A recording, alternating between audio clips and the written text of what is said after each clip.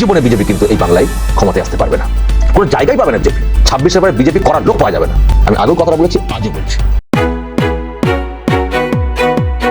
আপনি কি এটা বলতে চাইছেন যে এই বিজেপি তৃণমূলকে আদৌ সরাতে চায় না? আমার উদ্দেশ্য ছিল মমতা ব্যানার্জিকে এখান থেকে সরিয়ে দেওয়ার সব রকমের ব্যবস্থা করা হবে। সেই উদ্দেশ্যের ধারে কাছে আজ পর্যন্ত আমি গিয়ে উঠতে পারিনি এবং তার দায় মূলত কেন্দ্রীয় সরকারের। কেন্দ্রীয় সরকার এই জন্য কিচ্ছু করেনি।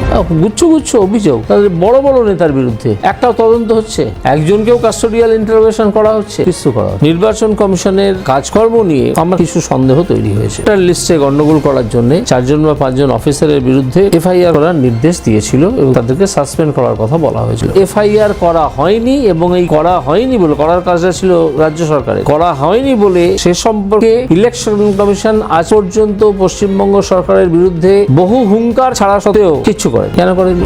একেবারে সরল মনে কথা, কিন্তু কেন্দ্রীয় সরকারের যে ভূমিকাটা নেওয়ার কথা ছিল সেটা দেখতে পাওয়া যাচ্ছে না। দেখতে পাওয়া যাচ্ছে না তো। এত দুর্নীতি, এত কিছু কাস্টডিতে নিয়ে জেরা করার মতো সব তথ্য রয়েছে, বিষয় রয়েছে, কাউকে নেওয়া হচ্ছে, কারো বিরুদ্ধে কোনো ব্যবস্থাই হচ্ছে না। উনি কি এমনি এমনি বলছেন? এই বক্তব্যের মাধ্যমে বাংলার একটা বড় অংশের মানুষের মন জয় করে নিয়েছেন ফের নতুন করে পলিটিক্সে এসে প্রাক্তন বিচারপতি। এটাই কিন্তু বিজেপির শেষ চান্স।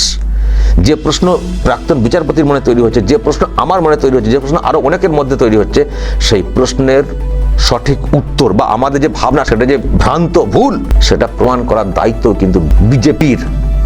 যদি এরা প্রমাণ করতে পারে এবং 26-এ যদি পরিবর্তন আনতে না পারে এবং পরিবর্তনের জন্য যা যা করার সেই মতো অ্যাকশন নিয়ে কাজ করতে না পারে এবং নির্বাচন কমিশনের নিরপেক্ষতা এবং আরো স্ট্রং স্টেপ যদি না হয়ে থাকে, যদি বিজেপি এবারও সুযোগটা মিস করে, আর জীবনে বিজেপি কিন্তু এই বাংলায় ক্ষমতায় আসতে পারবে না, কোনো জায়গায় পাবে না বিজেপি।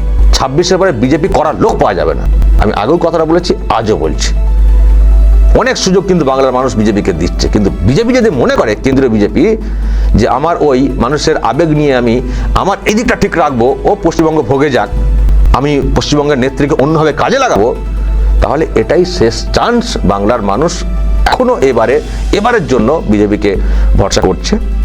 আমার এখনো দাঁড়িয়ে মনে হচ্ছে এখনো বিকল্প কিছু নেই, কিন্তু বিজেপির প্রমাণ করার দায়িত্ব যে না, যেটা আমাদের মনে প্রশ্ন তৈরি করছে সেটা ভুল, সেটা প্রমাণ করে যদি পরিবর্তন আনতে পারে, তার থেকে খুশির আর কিছু। দর্শক বলবেন যদি আমাদের এই নিয়ে আরো কিছু বলার থাকে অবশ্যই বলবেন কমেন্ট বক্সে।